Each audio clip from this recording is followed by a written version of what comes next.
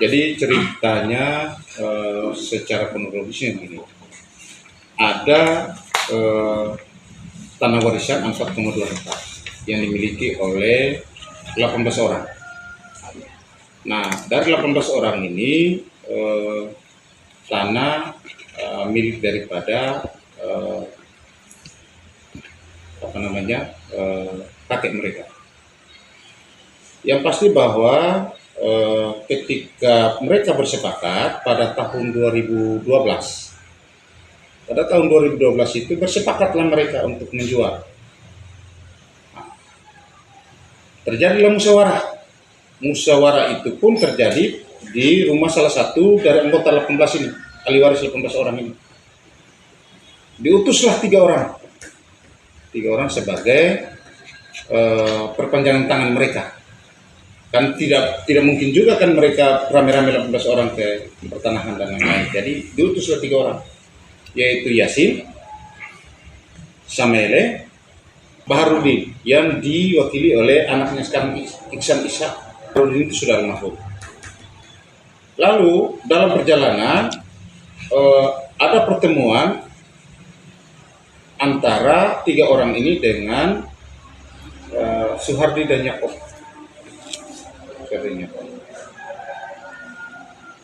Dimintalah 2 orang ini sebagai perpanjangan untuk mencari pembeli, karena sepakat dari 18 orang tadi ahli waris.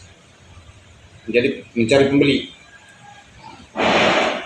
Tapi dalam perjalanan justru ini berubah. Baru diketahui itu akhir-akhir ini diketahui bahwa terbitlah sertifikat atas nama Suhardi dan Yakob.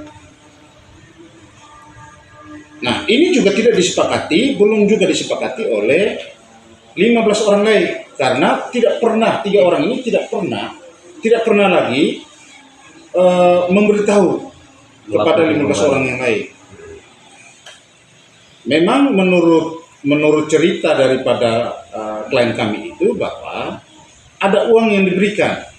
Dari 15 orang itu ada 10 orang, sekitar 10 orang, 9 sampai 10 orang menerima uang tidak sesuai, tapi ada 5 orang itu tidak sama sekali menerima, termasuk dengan yang membuat pengaduan, yaitu Abdul Aji dan Hasan. Pada 12 Februari itu kami melakukan sebagai kuasa hukum, kami membuat pengaduan, tapi sebelum itu kami sudah buat keberatan dulu. Pada tanggal 2 Februari keberatan ke pertanahan. Tembusannya adalah Camat Komodo, Kepala Desa Golomuri, Tua Golonggoe, Kantor Notaris Silvi Hartono, SH MKM. Setelah itu pada tanggal 12 Februari itu kami membuat pengaduan, memasukkan pengaduan ke Polda. Maka hari ini mereka semua diperiksa. Kenapa kami bilang ada 15 orang ini, bukan 3 orang yang memiliki lahan 4,2 hektar? Bukan. Karena ada kontrak pada tahun Oktober 2021 itu ada kontrak. Karena sebelum kami itu ada pengacara, ada kantor pengacara yang menangani kasus ini, dan lengkap di sini tertantangan itu Yasin, Samele dan itu kontraknya ada, nama jelas, ada Hasan, ada Abdul Latif, ada lengkap, ada sampai 18 orang. Maka kalau misalkan saja ada 3 orang saja yang mengaku bahwa ini tanah mereka, lalu terbit sertifikat, maka 15 orang lain punya hak di mana? Ini tanah waris. Sebelum kakak terlalu jauh, lokasi tanah itu di mana? Di Panting Goe. Siapa yang memiliki tanah itu? 18 orang ini warga mana? Warga Ngoe. Warga Ngoe. Nah, dalam perjalanan itu ada surat penyerahan hak dari suku lain, dari Compang. Sedangkan Compang itu jaraknya itu kurang lebih sekitar 15 km. Penyerahan tanah ini? Iya, dari Compang.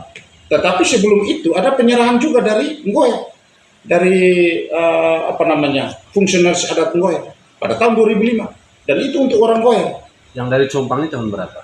Tahun 2020 Itu yang mengesahkan untuk penerbitan sertifikat. terbitnya sertifikat pada tahun 2023. Sedangkan kalau bilang itu adalah wilayah Compang, artinya secara budaya oke, karena setiap kampung punya togolo masing-masing. Tetapi ada satu kampung lagi sebelum Nggoya, yaitu Kampung As. Sebelum Compang tadi. Sebelum Nggoya. Nah kalau begitu, kenapa tidak? Artinya kita logis saja bahwa kenapa dia melewati As, Kampung As, baru ke Nggoya. Kenapa tidak langsung Kampung As dulu, baru Nggoya? Sedangkan pantai ini pantai Nggoya, namanya saja pantai Nggoya. Dalam perjalanan dari 4,2 tadi, ternyata terbit 2 sertifikat atas nama Suhardi dan Yakob. Dari terbit 2 sertifikat ini, ternyata ada kelebihan. Ada kelebihan karena 18 orang ini punya tanah cuma 4,2 hektar. Sedangkan ketika diakumulasi 2 sertifikat ini, maka ada kelebihan 2 hektar, yaitu kelebihannya ada pada sertifikat Yakob. Karena yang satunya 3 hektar sekian, yang satunya 3 hektar sekian, maka ada kelebihan 2 hektar. 2 hektar ini ternyata setelah saya diskusi dengan klien, orang keluarga di Nggoya, 18 orang ini, masuk tanah adat. Tanah adat di mana tanah adat ini masih bermasalah dari 2019 sampai sekarang. Tanah adat. Karena memang kepemilikan 18 orang cuma 4 hektar. Bukan 6,2 hektar. Apakah Yakob dengan Suhardi ini bagian dari 18 orang?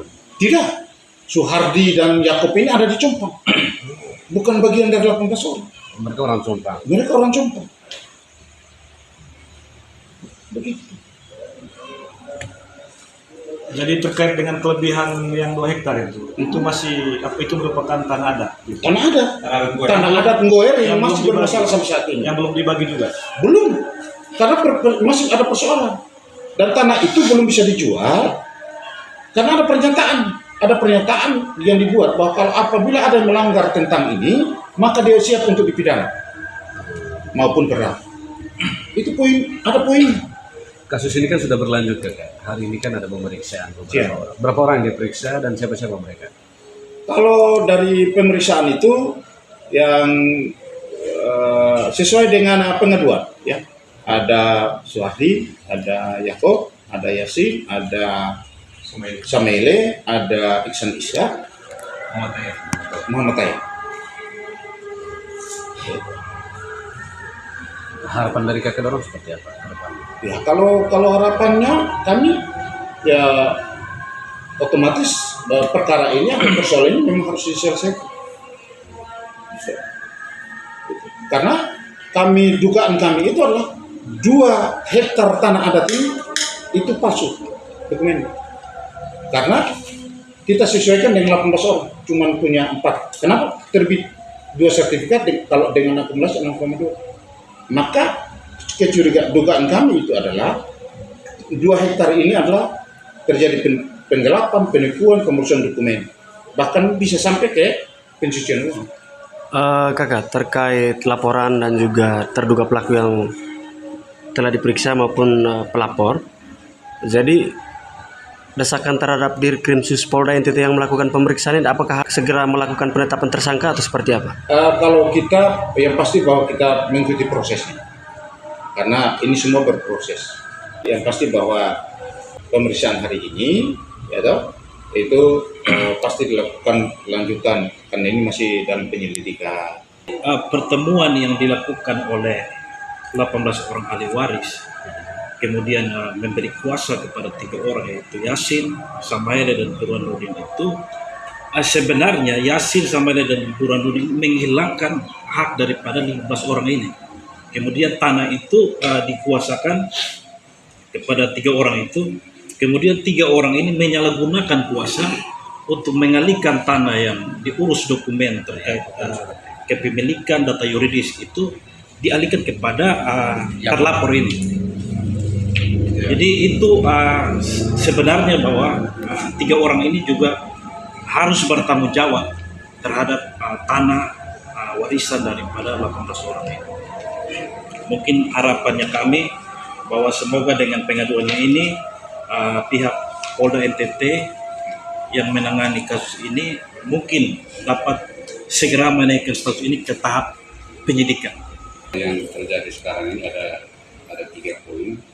Yang pertama soal kepercayaan kepada 3 orang yang dikuasakan lagi kepada Pak Suwadi dengan Yakob, itu yang warga 18 orang ini, 15 orang tidak tahu.